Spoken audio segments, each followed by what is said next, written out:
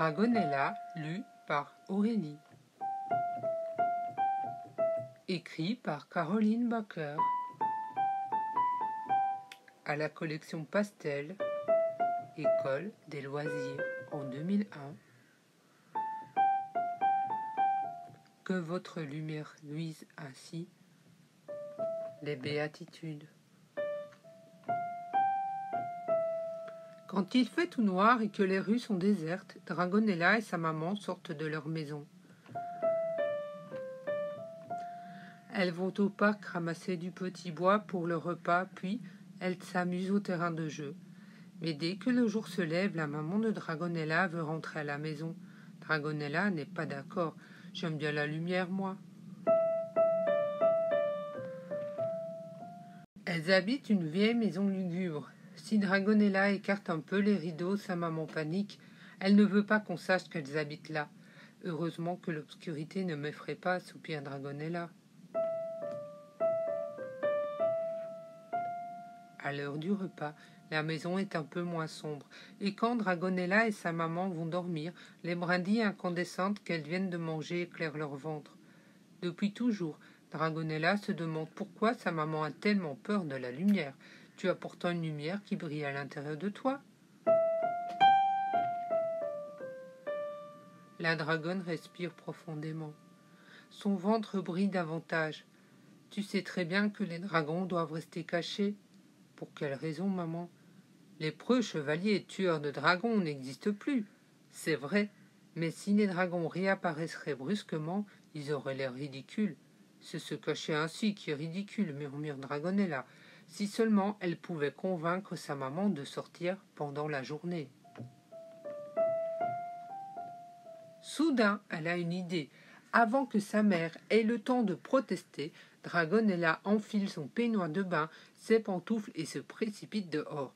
Ça fait du bien de voir la lumière.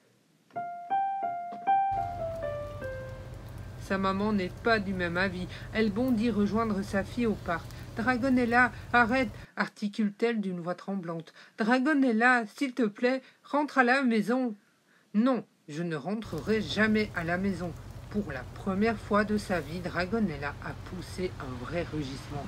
Et, sans le faire exprès, sa maman rugit également. « Dragonella !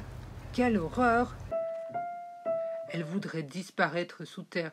De la fumée vient de sortir de ses narines, et ce qui est pire, quelques flammes se sont échappées de sa gueule. Les dragons doivent rester cachés, discrets, silencieux, et la voilà plantée en peignoir de bain au milieu du parc, en train de hurler, de souffler de la fumée et de cracher des flammes. Se ridiculiser à ce point-là, quelle honte! Impossible de se sauver, un petit cercle de curieux l'entoure. « Bravo, faites-le encore !» s'exclame-t-il. La dragonne les regarde étonnée. « Faire quoi ?» bredouille-t-elle. « Crachez encore du feu, s'il vous plaît !» crie-t-il en sautant sur place. « Chut !» La dragonne essaie en vain de les faire taire. « C'est formidable, maman. J'ignorais que tu savais faire ça, » dit Dragonella ébahie. « Moi aussi, je l'ignorais, dit la dragonne. Maintenant, elle ne veut plus décevoir tous ces gens qui continuent de crier « Encore, encore !» Et comme si un de ses ancêtres dragons était là pour la guider, la dragonne crache une flamme tourbillonnante, puis une autre encore. Elle explose de joie. « Bravo, bravo !» Le public lui fait un triomphe. Dragonella sent son ventre brûler de fierté pour sa maman. Elle le savait bien que ce n'était pas ridicule d'être dragon, mais tout à coup, c'est la douche froide. « Viens, Dragonella, je veux rentrer à la maison. »« Oh non, maman, » gémit Dragonella.